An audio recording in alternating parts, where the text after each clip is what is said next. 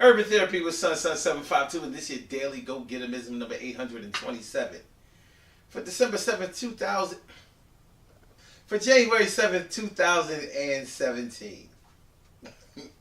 All right, listen, tonight I want to talk to y'all about being mad at somebody, staying mad at somebody, and being patient. Maybe with somebody, but just being patient, really, in general. You know, listen, we get mad at people for a variety of reasons.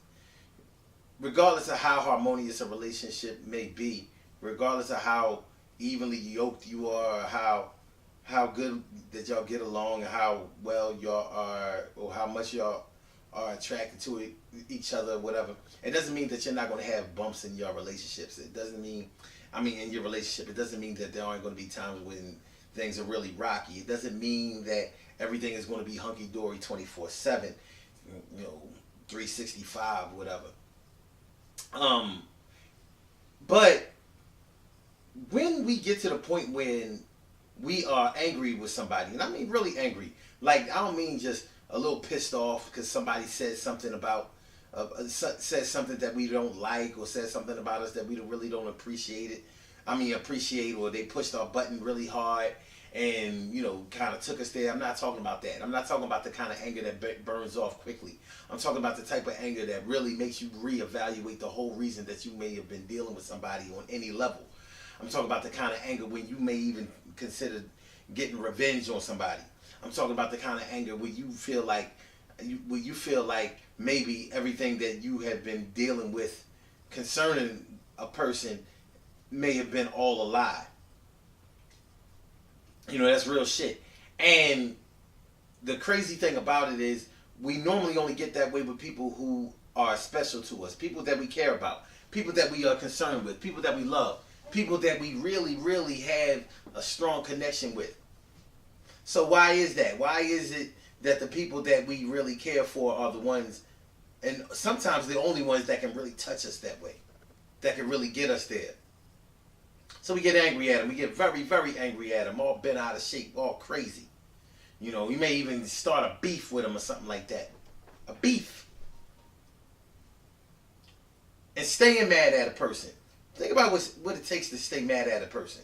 That means, like, even when you don't feel like being mad no more, you carry it out anyway. Like, nah, I don't really want to let go of this anger because I felt so disrespected by what the person did to me that I ain't trying to let that go. Even though you may have already moved on. And, when we start talking about level of maturity and growth, think about it. Think about what it takes to stay mad at a person. You may not even, like I said, they may have really pissed you off or whatever, but if you've learned and you've grown and you've matured and you've gotten to another place in your life, another level, you've stepped it up, you've elevated your consciousness, you're probably not going to hold on to the anger like you used to back in the day. You're probably not going to make people jump through hoops like you may have played mind games with them back in the day. Yeah, I'm talking to you because, honestly, sometimes that's what staying mad at somebody is about. Sometimes we make people kiss our ass, jump through hoops, and sometimes buy presents and all of that kind of shit in order to get back in our good graces. And that's usury. You know what I mean? That's manipulation. And it really shows that you wasn't really all that angry, because when you're really angry at a person, gifts and things, they can't fix that. I was talking to a friend last night about the whole situation. Remember Kobe Bryant? Remember back in, what was it, like 2002, 2003, when he got caught with the girl up in Colorado, and she tried to press sexual assault charges on him and everything, and his wife was really caught up in all of that because she was ridiculed. She was humiliated because all eyes were on her. Like, oh, look, this is what your husband gonna do. He made you look bad, and you gonna stick by him. And then Kobe bought her the $4 million ring. Remember that? And a lot of people was like, oh shit, $4 million? Yeah, I can forget about that. But think about that. Was you really mad if a material item, regardless of the cost, can fix it? mean, Kobe was kind of stupid for buying the $4 million ring anyway, because his wife wasn't going nowhere. I mean, just keeping it 100, she wasn't going nowhere. I mean, superstar basketball player, internationally known, money all over the place, fame all over the place all crazy. What you talking? She wasn't going nowhere because what? Say Tiger Woods' wife. You know what I'm saying? Yeah. Anyway, so what it takes, when you start talking about what it takes to stay mad at a person, it's not that easy. It's not that sweet. We make it seem like it is because we don't always like to show our true feelings around certain people. And sometimes the person that we don't really like to show our feelings around is the person that we may be angry with or angry at, mad at. So, think about what you're really doing and trying to accomplish when you get mad at a person and you try to stay mad at them. Think about if the offense was really worth all of that. Losing a really close friend and, severing ties with a good relationship. It might not be all that worth it. The last thing I want to talk to y'all about tonight is patience. Patience. I'm going to be brief about this. Patience means more than just waiting. A lot of people think that when you're patient, you just wait on things, but that's not true. There's a lot that goes into patience. Patience is a very deep concept. When you're patient, that means that you work and you wait. You wait and you work. You do the things simultaneously. Because you can be patient waiting on $1 million. It ain't never going to come. Patience comes when you work your way towards $1 million and it don't come overnight. Or the next night, or the next night, or the next night. Or maybe 5 years of nights. But maybe in that 6th year, maybe in that 10th year, you break through. You were patient. You didn't bail out just because things weren't going your way. You didn't throw tantrums and become disloyal